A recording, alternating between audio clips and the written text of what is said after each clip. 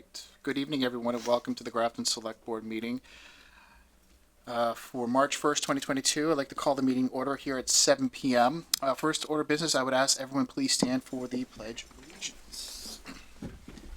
Pledge of allegiance to the flag of the United States of America and to the republic for which it stands, one nation, under God, indivisible, with liberty and justice for all.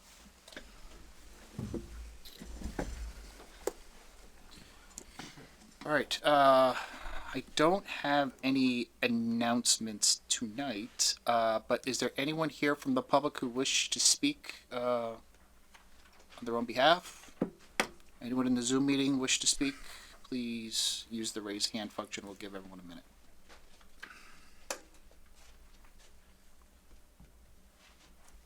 you see anybody? No? No. All right, why don't we move on then? Okay, let me just shut off my video. Okay, all right. All right, first up we have on our agenda tonight is a road closure request for the 2022 road race, Grafton Recreation. So this is a petition in front of us here from the Jen Anderson, Recreation Director, about asking to close two sections or parts of the road in the Grafton Common for the road race. Does anyone have any questions from the board for Evan? For those of you in the public, just so you know that the road race will be held on May 14th, and it will be from 9 a.m. to 11 a.m. Does anyone have any questions from the board? And Peter's running it. You didn't say There. Peter who, so at any rate, I'd more likely walk it. All right, but anyway, Fair enough. any questions? All right, No. so this is pretty straightforward. I can entertain a motion. I move the board vote to approve the closure of the roadway in front of the pediatric practice in the Congregational Church for the 2022 Grafton Road Race on May 14th from 9 a.m. to 11 a.m. Second. Motion made and second. Any discussion on the motion? Hearing none. All those in favor? Aye. Aye. Declare the motion carried. All right. So next up, I'm pleased to invite Candy Levout, our esteemed town clerk, with some exciting announcements. Yes. So, I recently took a test to acquire one of the designations that is available for the position. Currently, there are three positions that designations that you can receive. One being a certified municipal clerk, a mass municipal clerk, and then the certified mass municipal clerk. So the one I just received is the certified mass municipal clerk, which is the biggest one. It's a 15-hour test. You have to be a town clerk for 4 years. You have to have some education points. You have to score a certain grade, and then you also have to have additional points. So I applied for that in January and got the results back, and part of that is coming to you because we passed the Mass General Law that there is incentive to pass this as well, which is why I'm here. So it's good for 4 years, and then after 4 years you do have to recertify by taking at least 6 classes and a $15 fee. If you don't take the 6 classes, then you do have to retake the exam. But that's pretty much what that is, and I do not have the MMC designation, as they call it, so I'm working towards that, taking some trainings. I do have the CMC, so we're plugging along. Candy, what is the what was the MMC. Yep, the MMC. Mass Municipal Clerk. Yep. Thank you. So, Just want to make sure I knew what that so was. there's technically town clerk school that you can go to.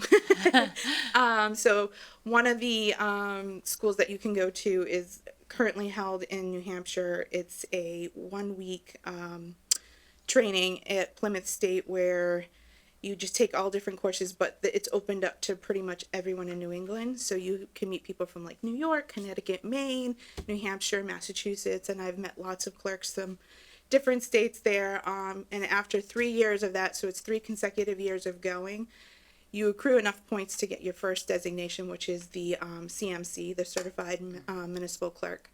So I did do that as soon as I could. Then the second one, which is the MMC, takes a little bit more. It requires you to get more involved with the associations, your trainings, and so I have some points I need to finish, accruing on that. And then you have this, which, after you've been in the position for a little bit, you can apply and take. So that's where we are. Nice. All right. Any questions from the board? Just comments. Sure. So, thank you, Candy. First of all, I commend you for going through a 15-hour exam. I just want to point out that I don't know how many people in town know what a complex role being a town clerk is, and how crucial it is to our town government, and the fact that you're taking the time to get these certifications. You're not just doing it for yourself and your career, which is awesome enough, but you're doing it to benefit the town of Grafton. And I just really want to thank you. I'm thrilled for you, but I'm also thrilled for the town, and I just want to thank you. Well, thank you. And it is getting more complex as we know. Yeah. So, it's good. And we have a great team over there too that helps. So, Yes, Yeah. you do. You have a Yes. great team, Yep. and they have a great leader, so thank you. well, thank you. So, Oh, just one, brief set of comments, I guess. Thanks so much for doing that. I don't think people appreciate the value of having kind of a deep skill set in the bench in municipal government, and it's really important for people to get credentialed and spend the time to actually do that. Often it's kind of after hours and on your own time and whatnot, and so I definitely appreciate that very much. I'm wondering, as you've gone through the process, has it given you some additional focus or areas that you're thinking about, emphasizing, I guess, after having taken the training and really had a chance to kind of step back and consider the position? So I have to say it's I think the same test they've used for quite some years. So it's a little bit of this, a little bit of that. It focuses on birthing communities, which are cities and towns that have hospitals and have births and deaths and whatnot going through, which we don't. So that is an area that, I was not 100% sure on, but there is a contact I know where to find the information. So I did learn more about that process. But it also, I have to say, yes, there are. But now that our team is fully staffed as well, when I first started, as you know, it was just Jane and I. So we did what we had to do. We got everything done. Now that we have Paul there and he's learning and taking on some more roles, it's freeing me up too to do other things that we couldn't do. So we have opportunities in there that we can do, but at the same time, things are still changing election-wise. So, as you know, the legislation is pending. So until that comes back, we really don't even know what's happening for the next few elections. So we do hear what people say about, getting more information out there, publicizing it. So there is some focus on that. We try to work with the schools already to get like the kids involved in the high school to work during the elections.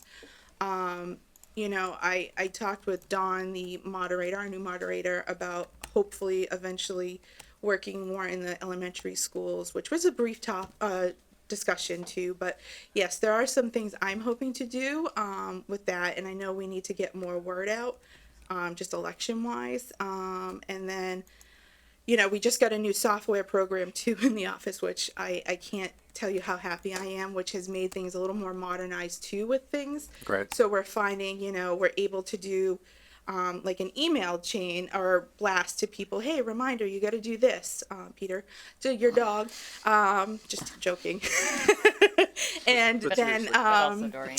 and then, before we didn't have that capability to capture some of that information. So we have that. So we're updating and the help of Evan, going to him and saying, this is what we're trying to do. And he's helping to make sure we can do some of that.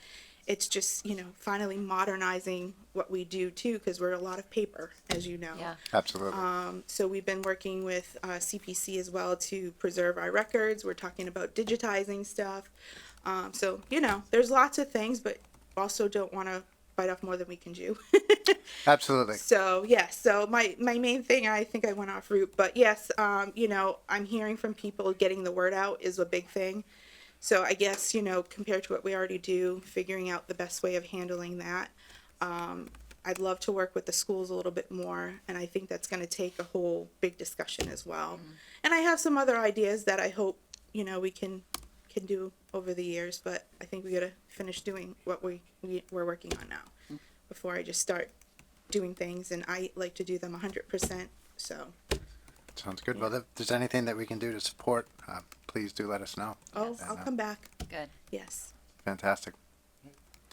Well, Candy, thank you for coming in, and I just want to say that with you, and I know other staff have reached certifications and have gained additional education. I know William has procurement. I think you got your The MCPPO. yeah. So I just want the community to know that Grafton continues to invest in its employees, and they're taking on a lot of this work in their own personal time.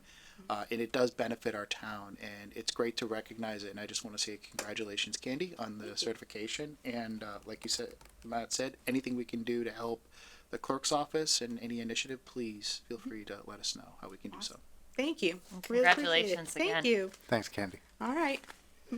All Thanks set. for coming. Thanks for coming in, Candy. Yes. Thank you. I know, it's great. Yeah. All right. Next up on our agenda tonight, we have a couple of resignations. Finance Committee member. Yep. Hang on 1 second. So this one I'm really sad about. I move the board vote to acknowledge and accept the resignation of Barry Smith from Finance Committee effective immediately. Second. Motion made second. Any discussion on the motion? I just want to say I'm sad to see Barry step off the finance committee as well. He's been on for a number of years and a real asset, and I wish him luck and thank him for his service to the town. Yeah, he tried to resign when I was chair, and I didn't let him. I kid you not. Yeah, he'll be missed. So thank you, Barry. I just want to say one thing too about Barry, and it's sad to see you go, but I understand everyone has their reasons. But just let everyone know, Barry used to attend our school committee meetings around budget time, and before he was on finance committee, he would ask really good questions. And I have to say, he is part of the reason why you see a better budget book almost every year for the school department. He really pointed out some things that he thought were important for community members to know. And when he went on finance committee, he just was all over that. So just let Barry know I'll miss him on that. I remember sitting here and getting some really interesting questions about specifics in the budget. But he was always someone who did his homework. So anyway, Barry, best of luck in your endeavors, and I'll take a vote. All those in favor? Aye. Aye. All those opposed? Declare the motion carried. Thank you. Next up, we have resignation of election worker. I move the board vote to acknowledge and accept the resignation of Sally Belazarian, an election worker effective immediately. Second. Motion made second. Any discussion on the motion? And just also want to say thank you to Sally. She served in this role for 14 years, and that's incredible. And I just want to say thank you. Me as well. I've seen Sally as an election worker for years, and she always greeted you with a smile. Always had something quick and witty to say, and she'll be missed. And again, I wish her well on her future endeavors. Any further discussion? Hearing none. All those in favor? Aye. All those opposed? Declare the motion carried. Thank you. All right. So moving up, we do have an appointment tonight for election workers. I We have a couple- one more We resignation. have one Oh, more I'm resignation. sorry. I have one more resignation. All right. We're losing a lot of good people this meeting. I know. I move the board vote to acknowledge and accept the resignation of Ellen Dowling, an election worker effective immediately. Second. Motion made second. Any discussion on the motion? Yeah, thank you, Ellen. And she was, I'm pretty sure it says she served as a precinct clerk too. So Ellen was there a lot and sort of led all the other election workers too, and was great at it. And I just, thank you. She'll be missed. I just want to say too, thank you, Ellen, for the years. I know you and Karen were a fixture over there in the booths working the elections, and I know both of you will be missed. But again, wish you best on your future endeavors. Absolutely. Yeah, it's an important role actually that I don't think a lot of people appreciate. So thank you. All right. Any further discussion? Hearing none, I'll take a vote. All those in favor? Aye. All those opposed? Declare the motion carried. All right. now we have some appointments here for election worker. So I move the board vote to appoint Robert Fields as an election worker. Second. Motion made second. Any discussion on the motion? Just that it's nice to see we're backfilling some Yes. losses, so Yes. that's good. I agree. Yep. And thank you, Robert, for stepping up. If there's any further discussion, all those in favor? Aye. Aye. All those opposed? Declare the motion carried. Thank you. Next, we don't have any town administrator appointments tonight, but we do have. One more. Oh, we do have one more appointment here for Election Mr. Chasen. Sorry. Yep. I move the board vote to appoint William Chasen as an election worker. Second. Motion made second. Any discussion on the motion? I'll echo what we said with Robert. Thank you, William, for stepping up and wanting to, you're interested in your election worker. Like Matt said, it's great to see some people come in and step up and fill these very, very important roles, and the town is very appreciative of that. Any further discussion? Hearing none. All those in favor? Aye. All those opposed? Declare the motion carried unanimous. Thank you. We're on the town administrative reports. We don't have any. We do have one item in front of us here tonight for business for common particulars license transfer. I would I believe the owners are here for the Grafton Flea Market. Did you want to come up and you feel free to have a seat. You don't have to stand. Thank you. I prefer sitting. Good evening. Hi. Good Hi. evening. You want to introduce yourselves? Yeah, my name is Dang Kim Do, and I just purchased the Grafton Flea Market, and I would like to apply for the liquor license, just to continue doing what they've been doing for a number of years. Okay. Great. Well, congratulations on Yes. taking over. Congratulations. Thank you very much. Just to be sure, we only have the common particulars license in front of us tonight. Yes, and then the 8th will be the liquor license Okay. Okay. All right. because of the way that they came in. Okay.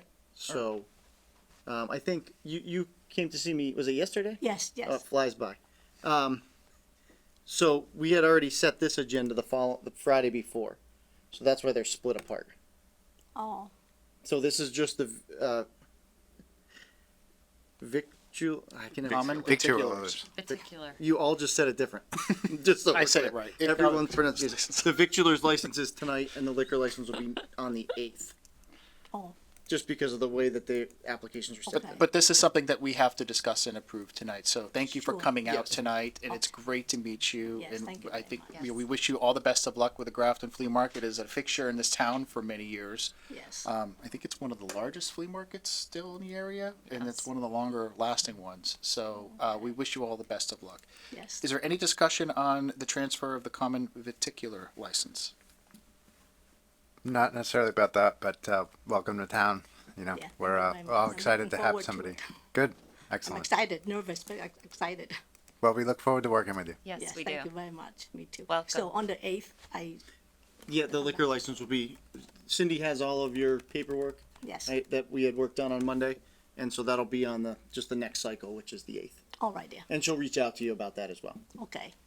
All right, thank Thank you. Thank Thanks you so very much. Nice Thank meeting you. you. Nice meeting you too. Appreciate it. Right. Yes, thank you. I can entertain a motion. I move the board vote to approve the transfer of the common victual license formerly held by Peter's Catering, DBA Grafton Flea Market, to Dang Kim Do, DBA Grafton Flea Market. Second. Motion made second. Any discussion on the motion?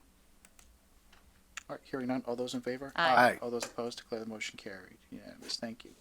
All right, so next up on our agenda tonight under new business was Select Board Open Space and Recreation Committee and proposed action item and assignments.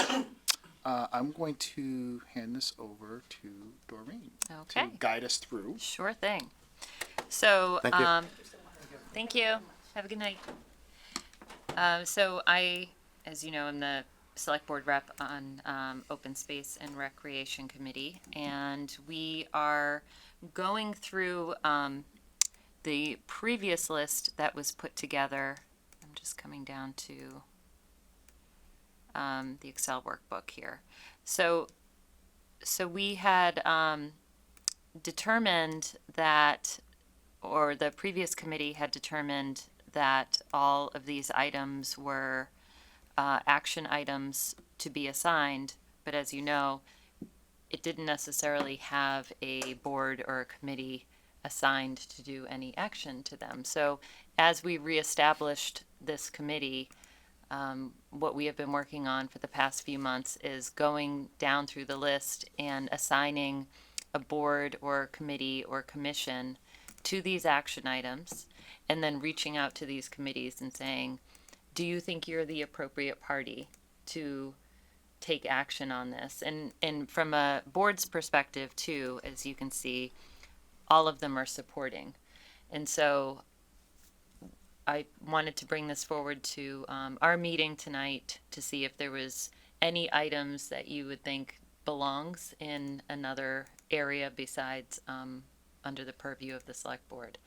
If not, we will be meeting again last night, and it just confirms that we, as an open space and rec committee, are heading in the right direction with this. And as you can see from the list, there's some pretty interesting actions that are pretty exciting and maybe a bit of a reach at this point, but the purpose was really to write down everything, and whether or not these become actionable objectives for the town is yet to be seen. So, for example, I think there's one with like an establishing a trolley around town. I mean, that's not something obviously that we're talking about right now, but if that were to be presented in the future, it would fall under the select board.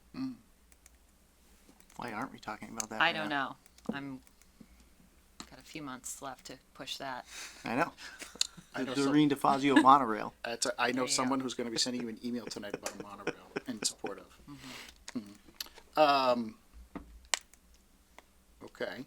So objectively, what you want us to do is go through each one of these action items tonight and determine if there's a role for us. Is that what you're seeking? Or taking a moment to read through. We can certainly go through one by one, but we can also, if you just want to read through them, and if there's any that you don't think the select board should be supporting, tell me, and tell me who do you think would be who would you prefer to be in that role? So for example, if there's something where you say, secure land along Silver Lake shoreline, and I think that should be the board, but if we said, oh, that should be recreation, then I would go back and say, the board thinks that this should fall under recreation, not us. Or fall under planning and not us. All right, so I guess we'll just go down the list. Everyone has the list in front of them. So action item 1.2-A, we'll start with the very top. Prioritize land acquisitions, protect drinking water supply and surface water resources. Partners we have in here is Conservation, Grafton Land Trust. I think one that I can potentially see is the intermunicipal agreement with the Grafton Water District and the South Grafton Water District. I Okay. think should also be partnered in that as well, if we're looking at Yeah. protecting. Great. I'm gonna take some notes here while we go through them. Does anyone else have anything on that one? Well, if we take a step back, there's a lot here.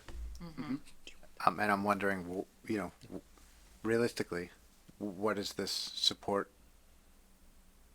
going to look like?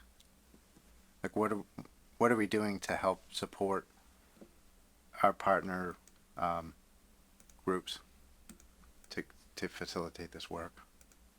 That's a great question.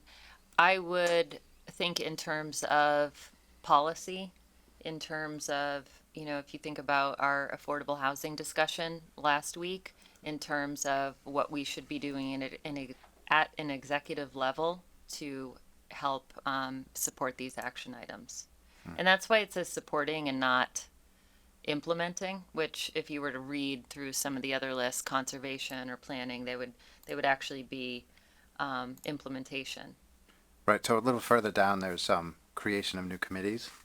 So potentially that's something that Correct. we would actually Yep. do. So one thing we've already talked about in our open space and rec meetings is the need for, and we're still sorting this out, but the need for a trail committee. And what the trail committee would do would be link conservation trails with Grafton Land Trust trails and try to make, a place where all trails could be cohesive And, is that a need? And we're still determining whether or not that's actually a need, but that would come before the board as we would bring forth a charge and say, is this something that the board would consider?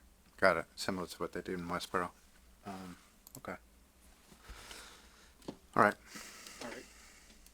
So I gave my input on 1.2.a, 5.1.a, develop priority list of parcels for immediate and future acquisition. We have a new committee idea, conservation planning, Grafton Land Trust. So with future acquisitions of land to expand and connect existing resources based on risk, proximity to existing resources, and other factors. I think that's adequate for the existing partners. Mm-hmm. Obviously, you'll have feedback too on this, Doreen, right? Oh, yeah. Oh, okay, all right. Yeah. All right, okay. Next one down, 6.2.b, develop and maintain up-to-date inventory sidewalks, including current conditions to promote timely repair improvement of sidewalk network. We have DPW as the partner as lead. Can we go back to 5.1a for just 1 second? Sure. I'm just wondering if there should be CPC in there? Yes. Okay. Great catch, Matt. Because I would agree with presumably they'd be one of the funding sources for that. Could be. They've done it in the past. Right. Mm-hmm. Okay. What about affordable housing? So this is like I kind of see what you're saying in there, but I just want to know: does affordable housing apply in again? No, and Yeah, this is open space and in rec. open space and rec, but again, kind of going back to the discussion we had last week, and this is where we're sort of slicing things thin. Do we include them in all conversations, and does that include open space and rec? I don't know. I mean, I see that more in the master plan, Okay. and I think we need to tease out the discussion about how we prioritize what we do with open space.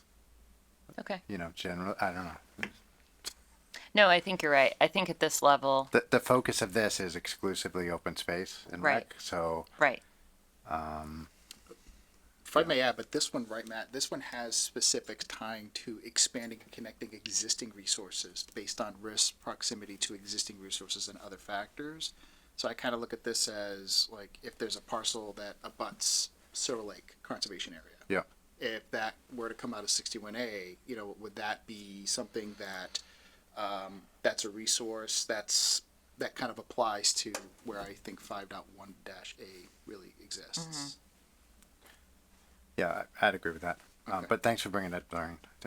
Yeah, and I also think in some ways it's covered under CPC as well, right? Because if we're including CPC in the conversation, Yep. right? Absolutely. Yeah. For sure. Okay, we'll add that. 6.2-B, we talked about inventory sidewalks, and we have the partners lead as DPW. Do we have anybody other partner that we should be a part of that discussion? Okay, moving on. Prioritize land acquisitions to purchase parcels that increase connectivity. Just real quick for people who are listening, this is to improve public access and to connectivity between Grafton's active and passive recreation areas, facilities, conservation lands, and points of interest. So the lead partner here is the Trails Committee that we had talked about creating conservation planning and Grafton Land Trust. Again, I think that they would lead the prioritization of land acquisitions, right? But I don't see. I was trying to look at CPC as again. I don't think that would be. They wouldn't prioritize. Right. So I just want to clarify too that open space and rec has already gone through this list, and the partners that are down here have been what we're doing right now, and I'm happy to do it, and I think this is great feedback, especially considering that they're our committee. But also as we go through this, just clarifying that we support that all of these also fall under the select board. I think that's the most important important, critical piece that I need to bring back to this committee. Okay. Does that make sense? There was a longer list? Oh, there is a much longer list. I see. Yeah. So maybe you can talk us through then how you decided that these were the right ones for the select board to support.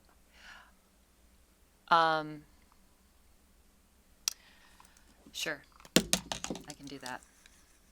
So, does that make sense? So, if you go It into, does. if you go I into, see what you're asking yeah. now. So, Okay. no, and again, we can go through this exercise because I think it's a good one. And you know, for example, the Grafton Water District for the first one that should absolutely be on there. Although it's not part of the town, technically, right? It's a different municipality. So what we did is we went through all the partners who would be leading the implementation of these, and then going back to, are there specific action items that would fall under the supporting role of the select board?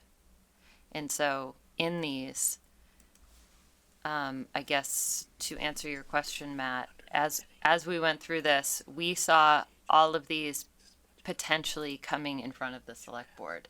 Okay. I would agree. I see what you mean.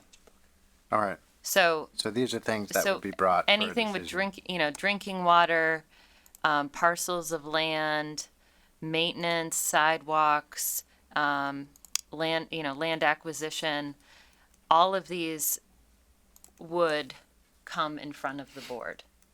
Understood. Okay. That actually, getting that context helps a lot. Okay, good. Sorry, I wasn't as No, clear before. No, there's The- a lot the- of there's the- a lot of information A lot of on here. information, and this is a very detailed list, which I want to publicly thank Dave Robbins for. He has done hours upon hours of work putting this together, and the details of this are still. We've only met a handful of times so far, our committee, and that's what we've been working on, is just really coming up to speed with this list and making sure the right people are going to own it, going to those committees and boards and saying, does this make sense that you should be on this list? And so now we're at the part where also the select board, in terms of supporting these, if it were to come before the board, does it make sense? Or is there something on here that says, no, this does not belong in the board's purview. It belongs in school committee or somewhere else. Town administrator. No. All right. Definitely seems like you're supporting that. We support you, but you Sure. know, Oh, well said. that's actually a conversation that Will and I had on the car on the way back here. Was Yes. that you'll be supporting those and we'll be the next tier down. There you go. So, and again, I welcome any details in terms of the partners as well for the support. I am making an ongoing list. So if there's something, if we can go through it line item by line item, or if there's something that sticks out to you that says, hey, wait a minute, this belongs in front of the planning board and not in front of the select board, for example, then that's very important to know. And I've reviewed these, and I believe that all of these belong under the select board, for what it's worth. So I'm going to take the bold step of just saying that I trust your decision making. Okay. And taking the long list and making it a little bit shorter, but it seems like it's still a really long list. Yeah. And it feels to me like maybe we should be meeting with Open Space and Rec at some point. Yes, we will. In the same way that we did with the Affordable Housing Trust, so that we can really understand, from a more pragmatic standpoint, this list is too long for us to realistically support over time, I guess. So, And I think that's the common feedback from many other boards and committees as well that we've received. And we can absolutely, I agree, I think we should at some point have a joint meeting, but I'll say that and I think that Dave Robbins is the person to really speak to this chart too, because he's the one who's created it. okay. And the rest of us, we have some new committee members, and I think a lot of us are just getting our feet wet and wrapping our heads around all of this. So I think there will be an appropriate time, maybe in end of April, beginning of May Okay. to really review it, if that works. I think a joint meeting would make sense. I'm happy to accept, this as, I see that there's a priority. And we've got, looks like 1, 2, 3, 4, 5, 6, 7, 8 or 9 high priorities to focus on, which makes it a little bit more reasonable from our Exactly. standpoint. Yeah, So, yeah. I would say though that I think CPC does need to be involved in some of these, and I guess my feedback would be maybe take that back to I that will bring that committee. back. And- Yep, Because they'll want to be involved in some of these for sure. that's excellent feedback. Yeah, and thank you. I mean, I felt personally that I was one board member and I should not be speaking for all of us, which is why I wanted it on the agenda tonight, just in case there was any feedback, so. Yeah. And adding CPC is a great one. But looking through this, Doreen, I'm looking at all these things. I know they're not going to be all simultaneous. That are going to be hitting us all at once. Right, just the But- trolley. The monorail trolley, exactly. Monterey. But I do see like some of the high priority ones that are always constantly brought in front of us at certain points, and some of the stuff is unpredictable. But that should be a priority for us to be a part of. But also looking at the other partners and who should take over as the lead, I think is really good for not only me here for the next few weeks, but anyone else who comes on board here. At least you've got like, oh, yeah, we should be really reaching out to this Trails Committee for these types of initiatives. Exactly. And getting their feedback on that before we were to take any unilateral action, or the board should take any unilateral action. So, And that's how it would go. And again, that's why we would be a supporting role. yeah, so I agree. Like instead of going through each one, like I do think CPC needs to be considered in some of these as well. And going down, like I could probably, go to one of your meetings and tell you what I think, and you guys can determine if that's what you feel too, and you can put it in there. But I feel that if you want to adopt this as a working draft for now, and set up a future meeting, I'm just trying to figure out, Matt, like Dory, what should be our next steps, so I know to have that in the queue for us. So I'll say it sounds like I'm going to go back to our committee and give the feedback that we should consider CPC being on many of these items. And I think Open Space and Rec can do the work of going through line item by line item and adding CPC where appropriate. Yep. And at this point, we are accepting this draft list as is. And we would like to have a better understanding once this draft is completed, and we would like to set up a joint meeting with Open Space and Rec so we can support this as a whole picture instead of all these line items. Absolutely. I mean, it's a huge plan. Yes. And I'd love to hear what the highlights are from that committee's standpoint. Yep, And yep. and what are the top 10 things we can do to help support them over time. Yeah. Just to give us a little bit more focus from where we are right now. But yeah, I'd agree with that. Yeah. Okay. Great. Okay, so not getting a vote from us tonight on this list, right? But we'll have that discussion with. Well, do we need? I don't know if I don't we need think to we need to vote vote. tonight. I just wanted to know if the board was interested at some point in the future, if it wanted to vote to accept the list once it's finalized. So that's up to the board what it wants to do. I just try to think of a way to say like, yep, we give our stamp of approval. Let's move forward. Yeah, and that's all we need to do tonight. And I think when this is finalized across every board and committee, there will be a final copy and or a final working document, I should say. And whether or not we need to vote on that Okay. is really I think up to Open Space and Rec. So we're looking for an early May timeline. Yeah. Then I will ask you to reach out to the chair, and Happy to do it. that would be great to arrange. Yep. Thank you. Yep. And we'll put that on our tentative meeting schedule for that May meeting, just so we know, will be May 3rd. All right? Yeah, Okay, sounds great. Great. Excellent. All right. Well, thank you for putting that together. Well, I for didn't. people who are I looking didn't at- put it together. people like I looking said. at the packet tonight and looking at this is extremely well thought out and very detailed. I hope everyone has a chance to look at the packet tonight and see the amount of work that has gone into this. Do we want to quickly present it to just give the public a flavor?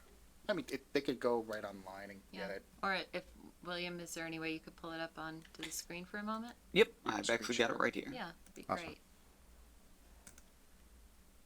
Yeah, I think what I'm excited about is there's a lot of really creative ideas. And that open space and rec is a lot more than just trails in Grafton or protecting land, but just a lot of really great creative ideas have come out of previous discussions. And like I said, as this committee was reformed, we're really in the steps of reviewing what has been done and organizing it into action and assigning them to different committees. So it's not just sitting out there. And I think we had this discussion with Dave Robbins months back before this committee was formed. It's just like, there's all this stuff, but no one's assigned to it. Right. And so it's never going to happen. So that's what we've been working on for 4 or 5 meetings, is going through prioritizing high, medium, or low, who would be the best to be involved in this, and who's the best to support it. So still very early stages of this committee, but a lot of really, really great ideas, and I hope some of them come to fruition sooner than later, because it's great stuff. And I think also going to be extremely important in our comprehensive plan too, to have this type of material. Absolutely. So again, I can't thank the entire Open Space and Rec Committee for their involvement in this, really diving into this detail, and particularly our chair, Dave Robbins, who has just done a phenomenal job organizing all of it. Love it. So, just before we move on, we have the Q&A function turned on in our meeting.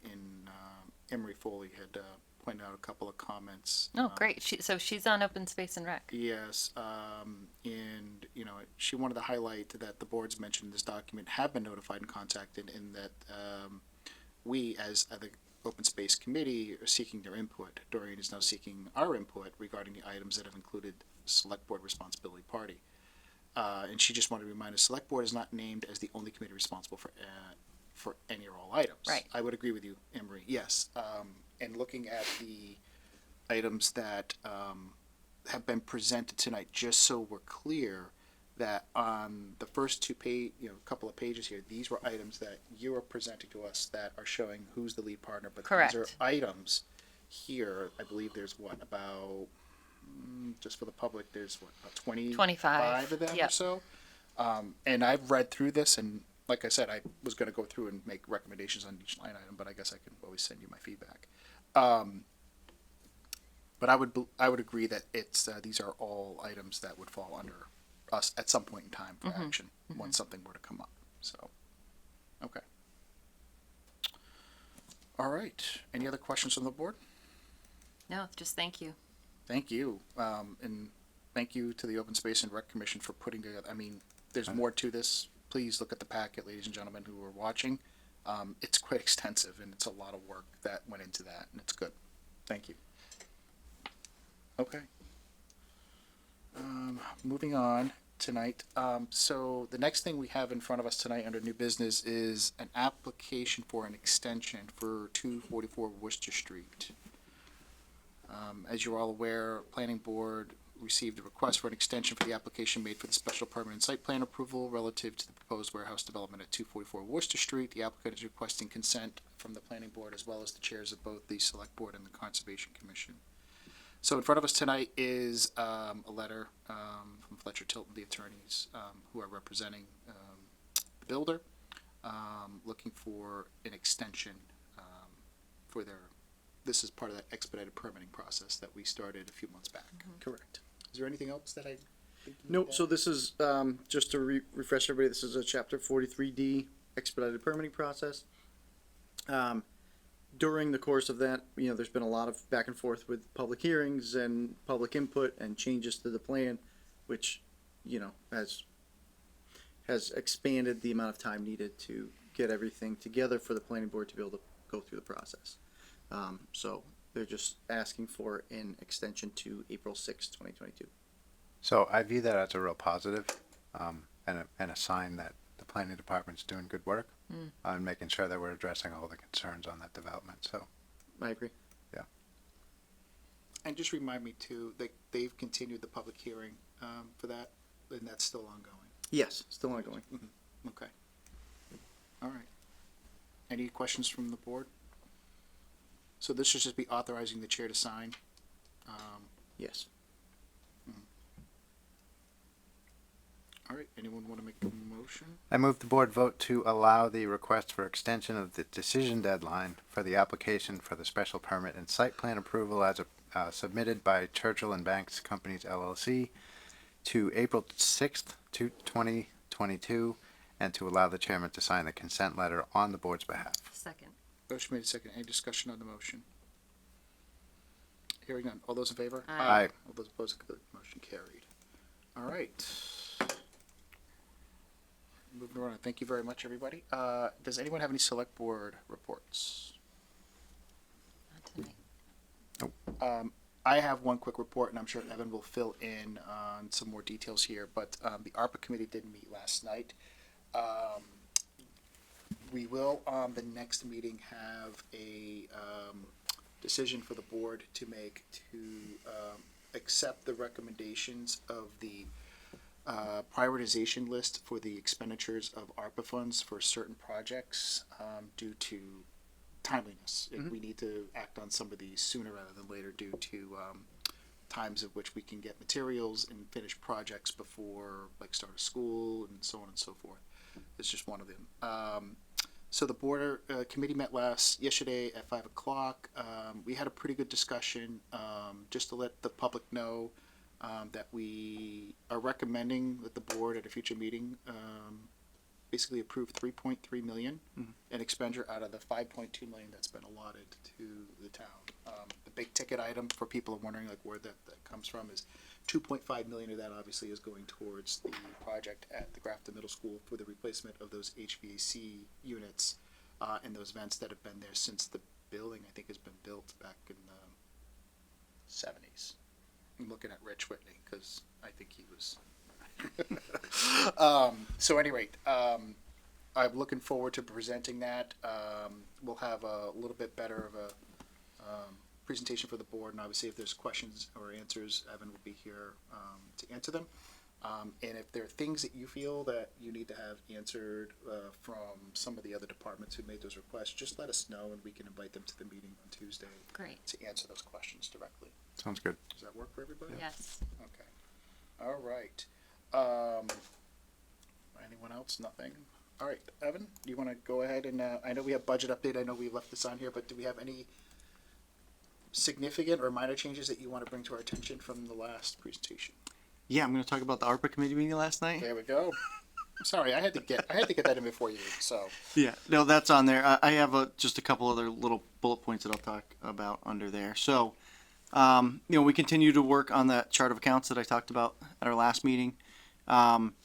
So the work is continuing, but we're currently frozen between our SoftWrite package and our Vadar package. So now everything freezes for about 30 days, which is why we had done at the last meeting that extension. We talked about the extension of motor vehicle excise. So we're right in the middle of that freeze. And as soon as that freeze is lifted in another 2 weeks, we'll then start entering everything in parallel until June 30th, and then we'll be all set. But everybody did a great job. I met with Mary yesterday to talk about chart of accounts, and we've identified a lot of issues that need to be rectified and streamlined, and so we're making some great progress in that department. I'm really happy with the way that looks. I've been making minor tweaks in the budget. Mostly they involve revenue as things start to flesh out a little bit or we refine some things. There has been a few minor changes on the budgetary side, but when I say minor, I'm talking about less than $1,000. They'll be captured in the change log, but they're not really worth, spending a lot of time on it. It's just a department head got a updated quote and it's $500 more than last year, and we weren't anticipating that. I throw $500 in there. Yeah. It's not crazy stuff. ARPA committee met last night. We're looking at 3.3 million, as Peter said. And so the four areas we looked at were HVAC, nursing, which we've voted last night at up to 600. I did meet with Jay Cummings today, and he thinks we should actually maybe revise that down, based on some further conversations that he's had. So we might want to take that under advisement too, I don't think anyone on the committee would have a problem with us using less money. So we can definitely talk about that at the next select board meeting. We had moved the upgrade of website and accessibility over into ARPA. Can we go back to nursing? So is that Yeah. a town capability? Is that Nope. Sorry, let me back up a step. So I can, go ahead. want me to do it? Sure. Are you sure? ARPA's your Yeah, baby. but I see kind that of now. understand. So part of this is in the event that there could be a sudden surge again with another variant that could impact health and services at the schools. This would be a similar item to allow the school department to go into and bring on contractual nurses to handle that surge just from a temporary standpoint. So it's not in the operating budget per se for next right. fiscal year or the fiscal year after that. This would give the superintendent and the school committee the ability to dip into funds in the event that they need to use it. So this isn't to offset Right. operational existing today. This is in the event that we need to add additional certified nurses to assist the schools and work through anything that may be health related from pandemic. It's an Makes earmark sense. essentially, right? Yeah. So it's Yeah. it's gonna sit there. That's great and important. So, so it obviously is for the school department. Was there any discussion on any other need on the municipal side? I'm just thinking of senior center or anything like that. So we had these were items that we voted on last night were ones that were thought shouldn't wait through the rest of the process. And so having that nursing earmark sitting there gives us the flexibility to not build cushion into the operating budget because we have someplace else to go. So we don't have to plan for an extra 150,000 that we may not need. And so that gave us a little wiggle room. HVAC again is really concerning. You want to do most of that work when the kids are out of school Sure. over the summertime. Yeah. Makes sense. But also we have some significant concern about supply chain issues and some delays there that are going to be beyond our control. And so we want to give ourselves as much time as possible to do that. The upgrade of the website and accessibility, that was something that I discussed with the capital planning committee. Thought that this would be a good use of those funds. And it is something that this board's been pretty consistent with, I think, saying how our website needs to be redone, made more accessible, not only from an ADA standpoint, but from just a general, where can I find stuff level. Yep. So we decided to try to put that through here. And then this MS4 stormwater phosphorus reduction project. So this is, MS4 is the federal stormwater guideline. We spend quite a bit of money every year dealing with stormwater. This project is actually 150 that we're asking for from ARPA is only a fraction of it. There's 120 that's coming out of the general fund budget, 50 coming out of the sewer budget. And what we're doing is, if you need technicals, we'll have Paul come in. This is not my bailiwick.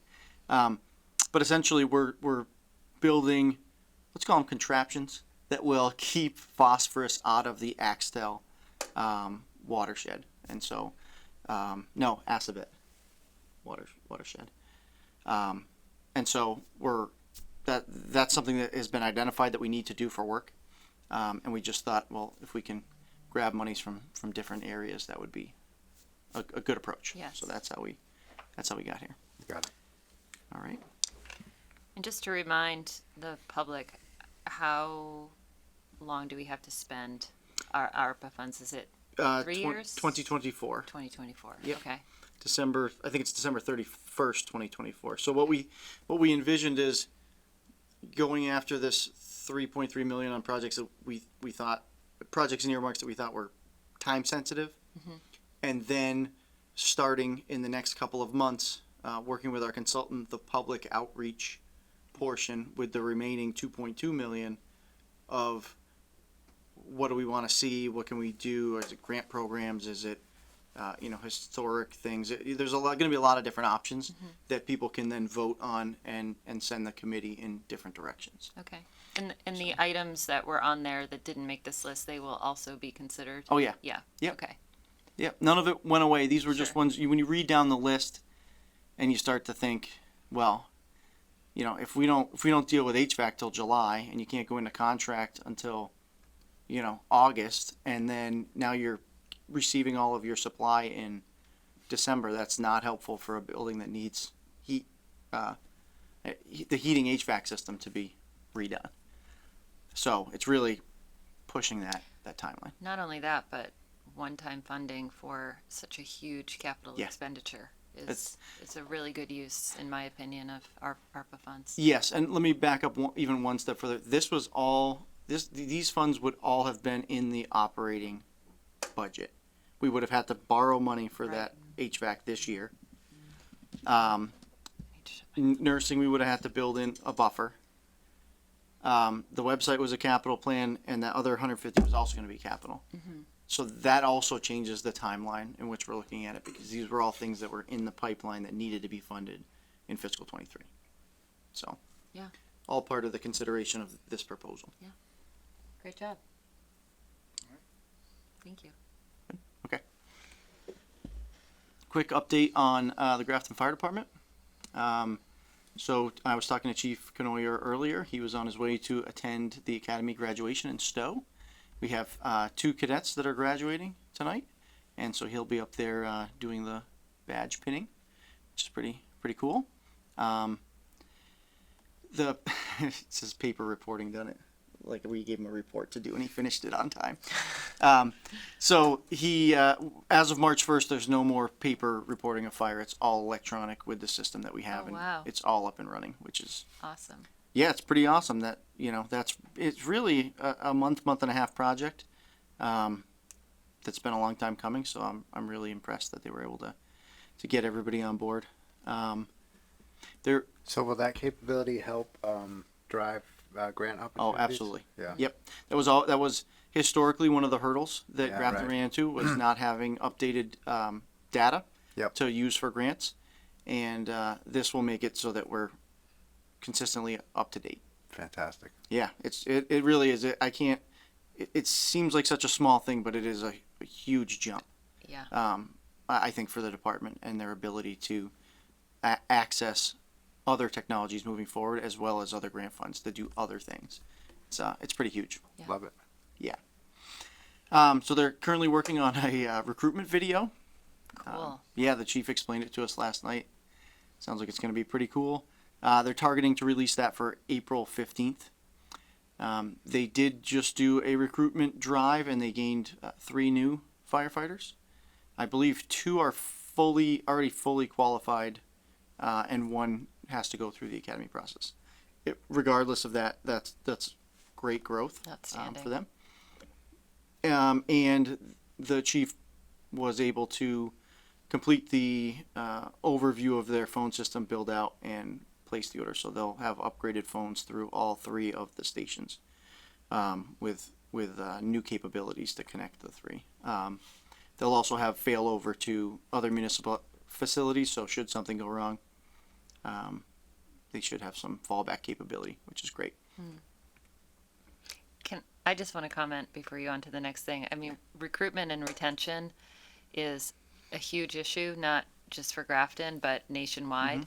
And the fact that they are making the effort to do a video, and they've already received 3 new firefighters to recruit. I mean, that is a huge deal too. Yeah. This department is Yeah, they're doing great. killing it. They are. They really are. No doubt. All right. Lastly, I think you've all seen. We received 2 letters regarding the senior center lot, and there was an article, I think in the Grafton News, or Grafton Comment. I can't remember where I read it, but So this has been ongoing since, well, I think since forever, but since I've been here, probably around midsummer, I had met with a couple of folks from the patrons of the senior center with some concerns. So what happens is in the afternoon, the senior center lot fills up with parents utilizing it for picking their kids up as they leave school. Jay and I have met a number of times on the issue. Neither of us is really keen on, closing a public municipally owned facility to any parking use, really. I mean, within reason. So we started with, we added no parking signs to the center row. Turns out nobody really follows any of that. So that didn't work out well for us, but I think it was a good effort. And so Jay and I met again today, and a new plan is to shift the student pickup parking from the rear of the building where the municipal or the seniors are to the municipal center, being what is, I would guess, is the north side as well as the east side. We think that there'll be less convenience issues for, people coming into this building than it will be for seniors trying to get into the senior center. And we would be able to then spread out, that surge of people to that side of the building. It really only lasts for about 15 minutes. It's So is that primarily signage and communications to parents and students? Yep, signage, communication to parents, and then also probably some hands-on in the early days of just somebody hanging out there and saying, you don't have to leave, but you need to go around to the front so that the seniors can access the facility. Got it. I think that is a good middle of the road approach. We're not limiting anybody's use. And we're also not, being unresponsive to the seniors who want to access their facility. So, on an average day, it doesn't really impact a lot, but there are times when the senior center has peaks in attendance for different classes and things that they have going on, and that's when it really causes some hardship. And we want to make sure that the seniors can park close to the building and get into their programs. So Absolutely. I will say the school department's been very responsive throughout the whole thing. I think this has been an ongoing issue. We talked about a whole bunch of different things, anything from, closing a gate to putting up more signage, and realistically, none of that seemed attractive. It really seems if we can just get people on board with just pull around the side or the front and, do your thing, I think that's win for everybody. So that's our general approach. I really would also prefer not to add any more signage. We have sign clutter as it is. Well, and it's ignored. Yeah, So. yeah, pretty consistently. So I just want to make sure I understand. So the route of cars would be the same, so they'd still have to come through the back and loop around front. And I know there's been, in the letter that was written, there was also concern about speeding in the parking lot. Yeah. So I'll just say thank you, and thank you to Jay for addressing this. And I know that the school department is on board. I think this has to do more with parents than the school department, and I accept this solution at this time. But I personally, I'm going to side with seniors all day long on this issue. I think that, the way I look at it, the school department has its own parking lot and facility, and if it was reversed and there were people parking in school parking lots, we would have to make accommodations. And this is where the senior center is, and it's really important. And I would like a follow-up on this issue, maybe in a month or so, to see how it's going and if we have to address this further. Because I do not want to, particularly after years of this pandemic, for seniors to feel like they cannot come to the senior center and safely walk in the building. That's a problem to Yep. me. Agreed. So, thank you. We will let you know how it goes. Mr. Chair. Mr. Often. Go ahead. Would you like some public input? Public There's input. I someone just want to that- know, does the board have, 1 second, Rich? Okay, yeah, I recognize you. Does anyone else have any other input? I'd agree on the follow-up. I definitely want to make sure that this is something that's, to the extent possible, sorted out. You know, the indication from the letter is that this has been a longstanding issue. But I do think that's a good approach, to basically make it really clear where students should be picked up. And if you can get parents oriented in the right way where they know it's still going to be easier for them to pick up there as opposed to going down and picking them up in the school lot, that seems like a pretty good approach. So And yeah, why isn't the school lot used? So there's a lot of congestion at that time of day would be my guess. Okay. I don't know if people have, hardships of where they have time restraints, Sure, constraints. yeah. I know when I drop my kids off at school, Yeah, if especially you're when not ready to get your kid out of the car, I'm getting pretty heated. well, and if you're a Because parent, I got to get to work, and know? if you're a parent who has multiple kids right. in multiple schools, like I Yeah, can you got and you sympathize got with to that. get little Yeah. Johnny to soccer Sure or thing. whatever, and you're trying to get everything. Like we get it, and that's why we really don't want to exclude either group. Mm-hmm. And I think this is a good hybrid solution to that problem. We're not impacting the senior center besides people driving through the parking lot, Yeah. which again, it's a public parking lot. Mm-hmm. You can only hit about 45 to 50 before that second speed bump. I think that's what we clocked it at last time. And I'm kidding. It's 65. So, no, I'm kidding. Yeah, we wanted, Jay and I both wanted to have a middle of the road approach that, could hopefully satisfy everyone. I think that you all know that's rare in government, so we'll see how it goes. But we're cautiously optimistic that we'll be able to make this happen. And I know you will keep Barbara in this discussion as well, and just make sure that I'm sure she'll have eyes on Yeah. seniors too, and just yeah. make sure, yeah. Yeah. So, good. Just before Rich, I would come up here in a second if you want to have a seat and get ready. But I will say that when I read this, I dropped my daughter off at the middle school lot, and I do see that occur, and it happens up there, and I see that it's becoming more of a nuisance, especially more people are coming out and coming back to the senior center. I feel this will get addressed, and to everyone else's, I agree that some follow up, I think, to this to stay on top of this over the next few months. But then, I think another thing we need to do is that when school comes back after summer recess, I think there needs to be an emphasis between all the parties involved to make sure that that's getting quote unquote policed and managed appropriately, so people don't fall back to an old convenient habit.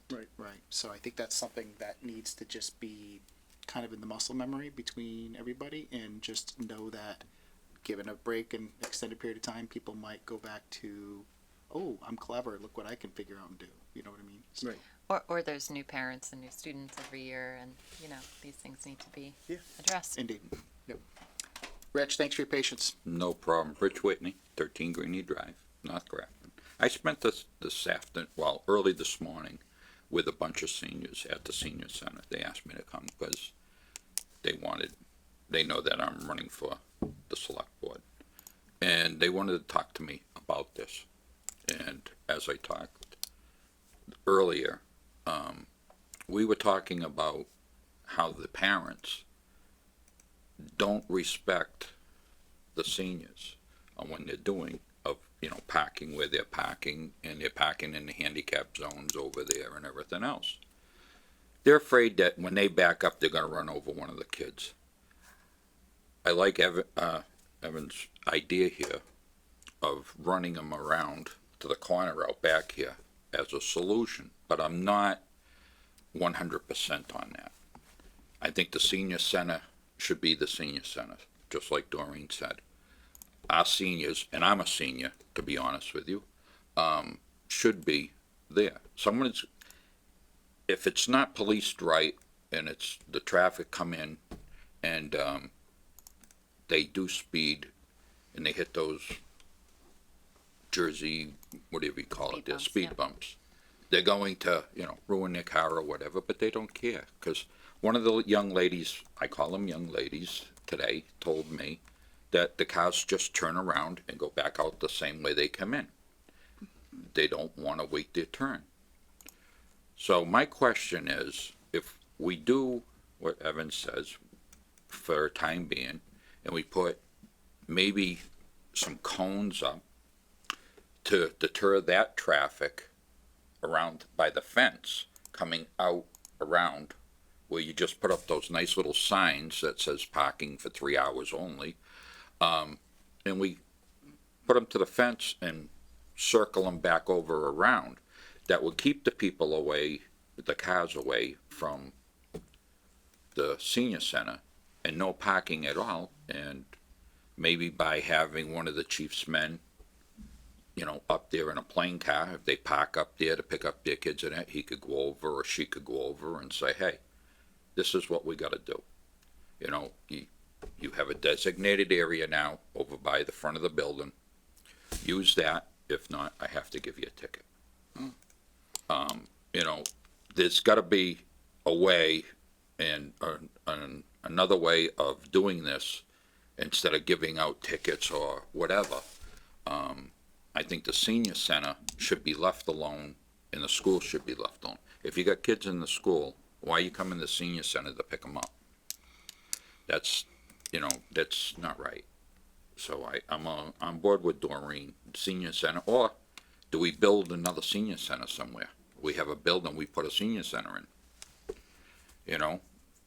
And, I couldn't believe this is the first time I've been in the senior center with all the people in it today. It was pretty good. They all invited me to stay to have dinner and everything else, and I just couldn't. I was too busy doing other things. But Rich, I think we have a good first step here, okay, and I think your ideas could be warranted if, like, there is complete, total, utter failure of following along and it becomes problematic. You know, then looking at more extreme measures. So I think, you know, taking this approach, in my opinion, is the right first appropriate way. You know, if I agree. if it gets worse, then I would let Evan and Jay escalate that with the resources that they have to attain, I think, what I consider a reasonable combination, because people are going to do it. Either way, Going to do it, Rich. And as much as, you know, you want to put a police officer in the very beginning right there, I could tell you. well, I'm just doing what the people I'm asked just me saying. to I'm say responding, today. but I'm Yeah, responding fair to enough. you because Yeah. I wasn't in that conversation. Right. So I'm responding to you and saying that, you know, what I think we have here is a good first start. I believe we do too, and I'd like to see it work, and I can go back to these people and say, hey, if they're not watching tonight, if they're gone to bed, and that's what a lot of them said, they don't stay up late. But the thing is, at least I can tell them this is what's going on. Yeah. And- Mr. Chair, Yeah. may I just add to that too? I also, you know, from my opinion, I give parents the benefit of the doubt too, because we have not told them that they cannot do this, Right. and you know, and I guess in some ways we've asked them not to, but you know, this really hasn't been solidified as an issue until now, and so I would rather approach it, you know, without using a resource like the police department.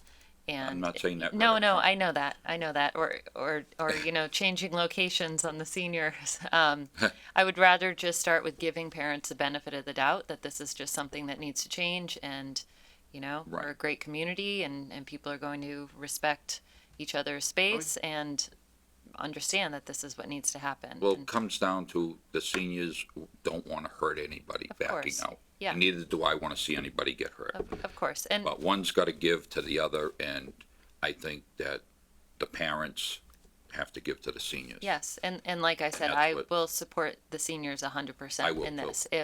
If this model doesn't work, then we We will go to be asking Plan Evan B. to go back to Jay and come up with a plan B. Yeah, and if it doesn't work, then, you know, William will put on his yellow vest. Yes, His yes, traffic badge, and yes, that's step 2, right? It is. Yeah. Okay. And I've Not, always wanted the yellow. I'd volunteer. yeah, I would too. Big hat too. All right. Is So, there anything yeah. else on that? Okay. No, with just one correction, I did read that on Grafton Common. Okay. Okay. Okay. Yep. I thought Thank you were- very much. Thanks, Rich. Thank you. And I will get back to the seniors Great. that asked me to speak. Okay. All right, appreciate it. Thank you. Appreciate it. All right, thank you for that. Any other further town administrator update? Nope, I believe that was it. Okay, Unless moving you on. have anything. I don't. Okay. Does anyone have any questions for Evan? Okay. No, thank you. Great report. So just want to let everyone know we received a number of correspondence. One of them obviously was the letter from the Grafton senior citizens. Of the 17 or so that signed it, thank you very much for letting us know of this condition, and we appreciate it. Is there any other questions on any other correspondence that we haven't addressed tonight? Okay. Right, moving on here to discussion. So I had on here just some follow-up items from our joint meeting with the Affordable Housing Trust the other week. I know two of the members are not present here today, and I know, some of us had some discussion items, but I wanted to just follow up with everyone here because as we're coming closer to town meeting time and town warrant time, I want to make sure that we keep the discussion going to make sure we've got something actionable that the committee or the board wants to get behind and support. And one was obviously the bylaw amendment. I'm not saying we need to make a discussion tonight, but I know some of us had some opinions on using a member at large, and I think another one was looking at, well, what about the one of the items I think I or someone else might have brought up about the Grafton Housing Authority appointment as a change to put in affordable housing representation in the Community Preservation Commission. So we know this is one of their top one of their prioritizations, and we all agreed this is something that would be worthwhile to go for. But I just wanted to open the discussion up with the three of us here, and obviously we would have this discussion continue on next week as well. So any considerations or thoughts that you want to get out and vet out now, or do you want to wait till the 8th? Do you want to start? Or do you want me? Yeah, Go if ahead. it's all right. So the notes that I had on the meeting revolved around quite a few things, actually. So one of the items was to consider a seat for the Affordable Housing Trust on the Community Preservation Commission. So I think that's something that we should discuss tonight and potentially ask staff to draft something. The discussion that we had last time was that the Affordable Housing Trust has a joint meeting with CPC coming up in March, and it would be great if they could discuss that bylaw change to bring back to us to sponsor a town meeting, and then we would have CPC, the Affordable Housing Trust, and the Select Board all together in lockstep, presenting something before the town for discussion and vote. So I think we should talk about that. We had also talked about just supporting, essentially beefing up land use and development staffing and skills to make sure that we're able to handle zoning changes for inclusive zoning, the MBTA zone changes that are going to be required, LIPS, 40Bs, all of that. We had discussed making sure that we're involving the housing trust in conversations with developers and circumstances that would impact them. So that would be, I've been doing a ton of reading up on the whole LIP process, and Grafton actually has a manual for getting through the LIP, and one of the first steps that the developer is supposed to do is go meet with the housing trust. So that would be one example, but we also talked about 61A conversions and land donations. So just making sure that kind of they're front of mind with those developer discussions. I'm not sure exactly what we need to do as far as the master plan goes, but I think there should be an explicit focus on land use priorities with an emphasis on affordable housing.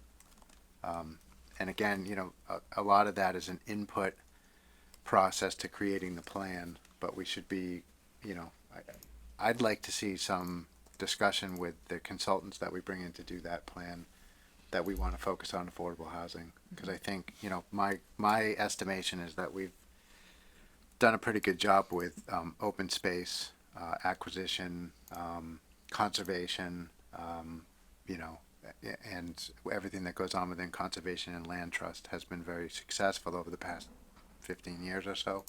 But I do think the town's priorities potentially could be changing as we face this housing crisis in Massachusetts in particular. So that's something that I would like to see some focus on.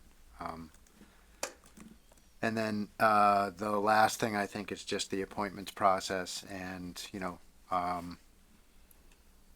I guess focusing on some maybe scenario-based questions, evaluating some trade-offs. You know, not just asking, "Hey, do you support affordable housing?"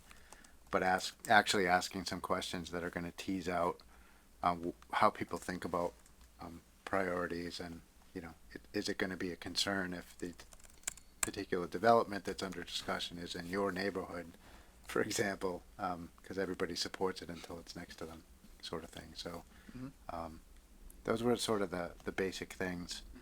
I think the most important thing in terms of a timeline is that we try to get something over to CPC and the Affordable Housing Trust in the way of a bylaw update. Yep. To deal with the membership of CPC. Okay. All right. Any further discussion? about- I think Matt hit on everything. That's a great list, and I would agree that in terms of time, I mean, I guess the one thing I would ask, and I know that affordable housing has been working on GSX and Worcester Street, but GSX in particular. Is there anything that we could be doing as a board? I guess asking the question, and maybe that's a question for next week when we're all back. I mean, my impression is we've been doing, not we as in the board, but Evan's office. Yes. And Chris have been doing everything that they can Great. do to Yeah. try to, and you can Yeah.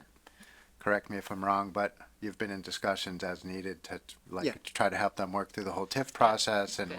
we Yeah. Yep, and Chris and I did just meet at the end of last week about needing to give it another poke and see if we can Okay. expedite some of this conversation.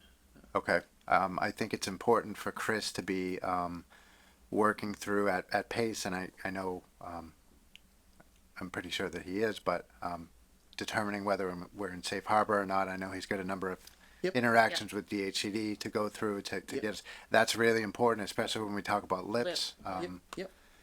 So I know he's been working on that, and he and I have been back and forth several times on just. He's gotten me. I haven't forwarded them on to the rest of the board yet, but he's gotten me some letters of support from select boards, which contain some example conditions and Oh, some. that's great. Yeah. So, So I mean, he's been really supportive to me, and I think the board in general, in helping us get through this. It's been clear in talking through the whole lit process that we just don't have a lot of experience in Grafton with it. So. Right. Everybody's kind of coming up to speed on the same time. So I know it's been a little bit of work for him, and I appreciate the work he's been doing. And just if I can interject along that vein, so I did engage Dan Hill to work with us on the lit process as well. Awesome. So we do have three in the mix, and so I want to make sure, since it's not a common thing that we've dealt with here in Grafton, that we are getting guidance right from the word go, and then also give Chris some support, because I think Chris is very knowledgeable on the subject, and he's definitely a resource. But I think he also needs somebody to bounce some of this stuff off of while we're simultaneously advising the board, because there's a difference between doing what you think is right and doing what is actually legal, and so we want to make sure that those things line up. Yeah. Fair enough. And I know that Dan Hill's done a lot of lip Great. work over the years, so. That's great. Yeah, one of my key questions is, what are the typical conditions Yep. that we would consider trying to negotiate with the developers? Yeah. That's kind of the key one for me. And I think Especially once we're in safe harbor. Right. right, and I think that was one of the defining questions that we wanted to bring Attorney Hill in on, because he's again done this many times in many communities, so he's got that operational knowledge that we have and can find, but not to the level that he's going to be able to just bring right to the table. That's great. Or has, we might read it somewhere and say, that's a great one, but we don't know the backstory of how that went awry. And so it would be great to have somebody that advises us on that. So I just wanted to make sure everyone was aware that that's what I was working on. I mean, for the board and general public's information, so, just to follow up on that LIP process, I know we're talking about, some things with Affordable Housing Trust, but this does touch upon that, on the LIP, is that, next meeting, we have invited Dan Hill to come in to speak with us, in addition to ZBA coming in and discussing that with us, so that way we can have a joint meeting and talk with, the one person I believe who can help guide us and navigate us around, to your point, Matt, like, what should we be asking? What are the typical things? So we will be having that next Tuesday. So please have your questions ready. If you can send them off in advance to Sure. Evan, and then he can send them to Attorney Hill, that might be a great way to utilize the time, so we're not doing discovery, research, and answering questions Yeah. at the meeting. Sure, makes sense. Yeah.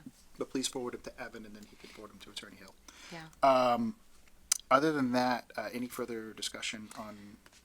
Yeah, my only other, I mentioned GSX because of timing, but I think Matt was spot on regarding CPC and discussing the bylaw change as a priority. And then we can wait until next week to discuss this because I'd be interested in the entire board's thoughts and approach to this, but supporting staffing and skills seems to be a big one. And, that might be a little bit of a long game, but hopefully not too long. I think that's going to be really important as well. Yeah, I mean, I think as Evan processes the comp and class plan and thinks about, town operations and the adjustments, that need to be made to make sure we're supporting what the, needs of the town are over time. Yeah. I'd expect that to come out of some of your budget discussions, Yeah. presenting to Finance Committee and to us in terms of what your plan is for some of those areas, but for sure. Mr. Chair, if it's all right, can we just quickly talk about potentially just a couple of directions for the bylaw and getting that drafted and sent over to CPC and the Affordable Housing Trust? Yeah, so I have a takeaway here to get staff on that and get a draft going. Is there any input that you want to put into that draft? I think we've got a couple of options. I think one is to swap the Housing Authority for Affordable Housing Trust. Mhm. The other would be to leave the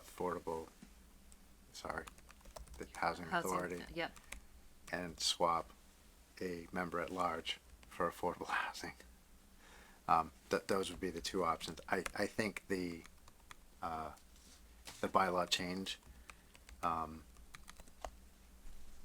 is relatively straightforward, pretty simple thing to draft. So we could just send those both along as considerations for, because this obviously is going to have the biggest impact on CPC. So Yeah, I mean, I think I would be same thing, like have them part of the conversation to see what makes sense. I mean, personally, I think keeping the housing authority on there is important, and if I was on CPC, I'd be taking a closer look at a member at large, but I'm not on that committee, and I think they have to determine, with an Affordable Housing Trust member, what makes sense. So I guess the counter argument to that is that the reason that the housing authority position is there is because we didn't have a housing trust. So if you want some affordable housing representation, I think it makes sense to swap the housing authority Yeah. for the housing trust. Yep. Because that gives you that seat that's going to represent that. So for me, But will they represent the housing authority? Well, I guess that's a question I have, is that, has CPC, ever funded anything for the Grafton Housing Authority? I can't recall. I don't know. In the past years, if there has been any project from the Grafton, I don't think you can. So I think this is a good question to ask, because I do believe, to your point, that the reason why the Grafton Housing Authority was there is because we didn't have anyone, or a housing authority trust, until a few years later. I Yeah. think it was until 2009 that was created. No, that's a fair point. yeah, I don't think it's allowed to. I mean, it's for affordable housing. It's not for housing authority projects or, Right. so that was sort of a proxy for affordable housing. So to me, you would swap one for the other to get really the right, what should have been the right person if we had a housing trust at that time. So we could send them both? Yeah, I think that's the best approach and let CPC give feedback. All right. Yeah. Okay. Evan, is that something we can have ready sooner rather than later? Yes. Sorry, I somewhere in my brain I was thinking that the Community Preservation Act is the one that the statute is what establishes the housing authority representation.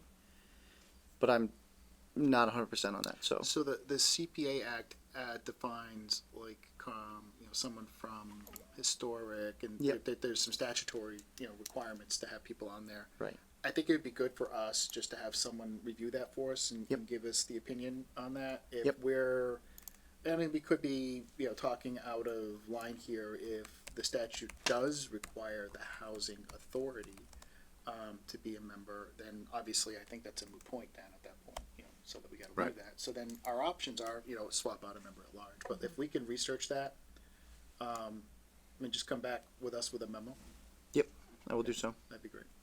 All right. Cool. All right. Anything else before I kind of gonna ask the board tonight to pass over ARPA update for Affordable Housing Trust? I thought I would have something more concrete for you. I know I was asked by the Housing Trust to see what ARPA funds can be allocated. So we asked the question last night to our consultants, and they are looking into the way that our housing trust is set up and the way that the accounting is done. They said there's some due diligence that they would want to do before they make any recommendation whatsoever on what can and can't be done on that case. So we're just, so for a follow-up on that, just to make sure that this doesn't get dropped off, we are meeting on March 21st, Monday at 5 p.m.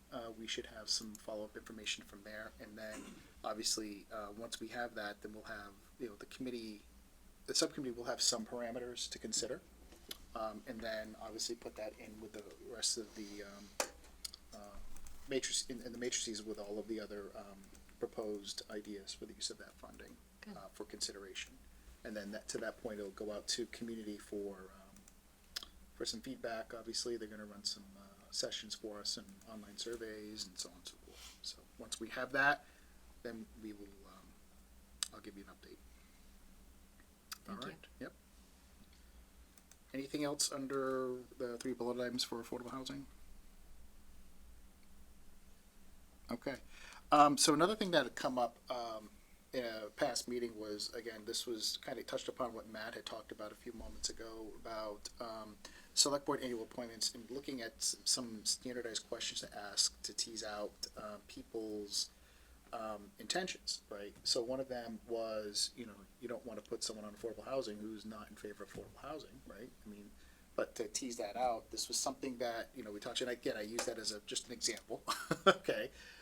But this is something that we had talked about, and, I think it's important that we start down this road prior to the appointment process, so that way people are aware of that, select boards just, we're gonna ask specific questions to see if they align with, the board's direction that it wants to go, and know that, that's something that's gonna be considered. So we figured we have to start with someplace, so we didn't know, like, if there were I know the the statement was raised about some standardized questions that we get asked for certain positions. So I wanted to just at least start the discussion, and so that way, if this is something that the board wishes to implement for this cycle for appointment process, it has plenty of time to do it, and they're not doing this like the week before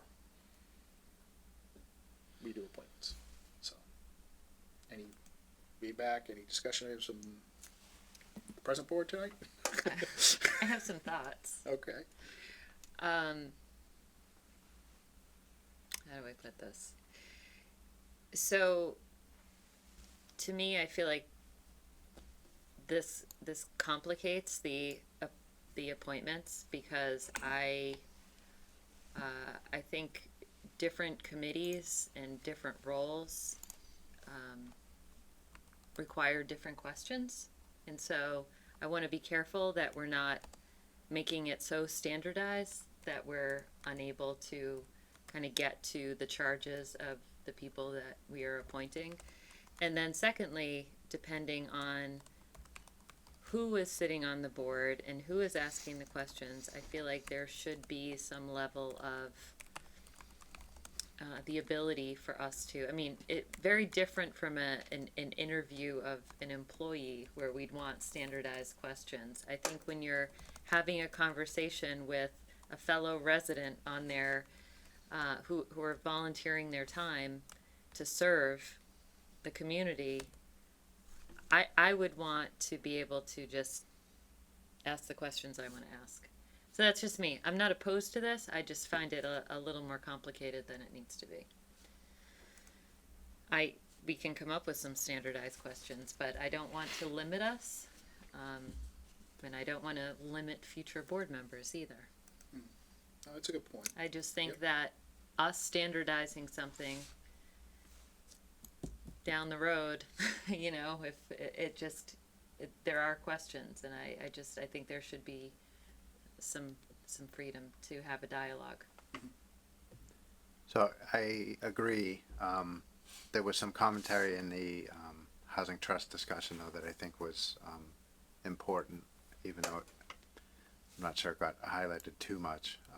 But Mr. Kusher brought up the idea that maybe in our policy we would emphasize the fact that our interview process would try to get at the heart of, you know, the core of what the mission of that board or committee is. And maybe that's something that we could look at. But I agree with you. Yeah, I think if we all agree as a board, as individuals, to just prepare for those interview processes with the questions that we're planning on asking, and think about how do I get at the perspectives that I'm interested in understanding for people that are, you know, that are applying, it's probably good enough. And to have a standard set of questions, I think across boards and committees makes no sense whatsoever. We could contemplate standard questions per board and committee, but again, that's a lot of work. And I feel like we'd be putting ourselves in a situation where if you have the list of questions, even if you know,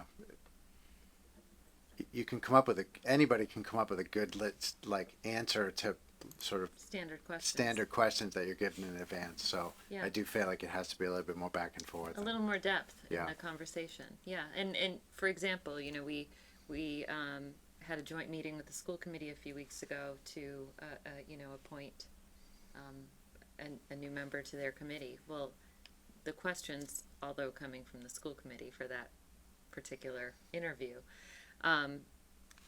those would be very different questions than us asking someone who wants to be on the Affordable Housing Trust, or Right. someone who wants to be on, you know, conservation. No, that's not under us. But you get my point. CPC, like, it's Yep. just they're a different list of questions. So I think it's complicates it a lot. But to your point, Matt, I think what came out of the conversation with the Affordable Housing Trust is we have to think about, as a board, who else does this affect? Who does this touch? You know, so if it's, for example, CPC, affordable housing needs to be brought up in that conversation. Yep. You know, how do you feel about affordable housing? Do you support affordable housing? Because if you're going to sit on this committee, that's part of your charge. Right. Absolutely. Yeah. So we could look at that element of the policy and maybe add a little bit of language. Yeah. But that's all I think we need to do. Which policy are you referring to? So we have a select board policy Yeah. on appointments. Yeah. Yep, just want to make sure we and are we- talking about the same thing. Yeah. Okay. Beyond that, I think we just prepare and agree that we're going to try to focus on, you know, those key elements of, which bodies we're appointing to. All right. Yeah, so, you know, again, when I put the agenda together, I threw standardized. I was probably not the best of words, so I apologize if they thought like I was like seeking, like, you know, you must ask A, B, C, or D, but I totally agree with all of you. I think the board needs the flexibility, but to the point that we need to know that our policies, we're gonna ask and get to the heart of, you know, what is the charge that we're about to appoint you on, and we wanna hear your responses. So I think that's that's the board's responsibility to ask those questions. But, you know, how those questions and what they are, I think are, you know, subjected to the current condition and the timing of when the board does its process, because this board changes too, okay? And the sets of priorities and the questions that it wants to ask may evolve. Yep. So, And I think this is an important discussion to have, so, it's good to have on the agenda and talk through and decide, and, yeah, I think we're heading in the right direction, and I don't know, I had some more thoughts, but I just forgot, so. That's right. Quarter What we'll do nine. is we'll pull the policy back up, and Flew out of there. we'll take a look at that, and we'll see. I'll work with Evan to get some suggestions for the board to consider, like where we put this in and what some wording might look like, and we can have it at our next meeting or two. We'll figure out your timing. I don't want to overburden you guys, but we'll get it on a future agenda item, and we'll have the board weigh in and finally adopt. Right at William. Awesome. Thanks. And I remember what I was going to say. I think another point is I think there was a little bit of criticism on how we did appointments last year too. That there weren't enough questions. So I think again this was a good conversation to talk about, and I think that there should be more in-depth questions and this time around when we do reappointments. Yep, absolutely. Okay. All right. I think that sums up that. Thank you very much for that feedback. We'll add that to a future agenda item. Again, I apologize. We don't have meeting minutes tonight. I know this is something that we need to get going. So for those of you who are looking for copies of our meeting minutes, we are working through that, through some staffing challenges right now. So please bear with us. And we don't have a reason to go into executive session tonight, so I can entertain a motion to adjourn. So moved. Second. All those in favor? Aye. Good night, everyone. Thank you very much. Thank Thank you. you much.